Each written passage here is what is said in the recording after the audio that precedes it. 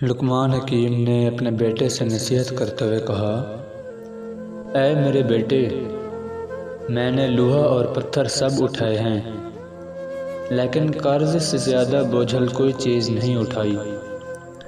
میں نے پاکیزہ چیزیں کھائی ہیں اور اچھے حالات بھی دیکھے ہیں، لیکن عافیت سے زیادہ لذیذ چیز نہیں پائی، اور لوگوں کی طرف اپنی ضرورتیں لے جانے سے زیادہ تلخ کسی چیز کو نہیں پایا۔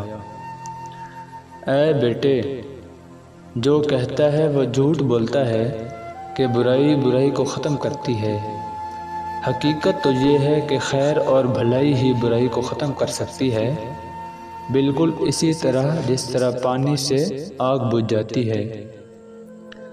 اے بیٹے، اگر کسی کو دوست بنانا چاہتے ہو تو دوست بنانے سے قبل اسے غصہ دلا کر دیکھو۔ اگر وہ غصہ میں اعتدال کا رویہ اختیار کرے تو پھر اسے دوست بناؤ، ورنہ دوستی سے گریز کرو۔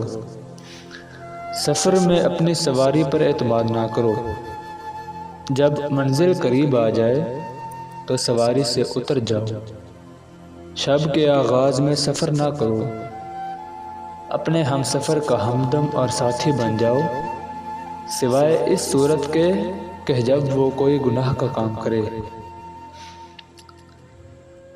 لقمان حکیم نے اپنے بیٹے سے کہا، نافہم عورتوں پر کبھی بھروسہ نہ کرو، کیونکہ وہ تمہیں نقصان کے سوا کچھ نہ دیں گی۔ لقمان حکیم نے کہا، حاسد کی 3 علامتیں ہوتی ہیں: پیٹھ پیچھے لوگوں کی غیبت کرتا ہے، ان کے سامنے چاپلوسی کرتا ہے، دوسروں کی مصیبت پر خوش ہوتا ہے۔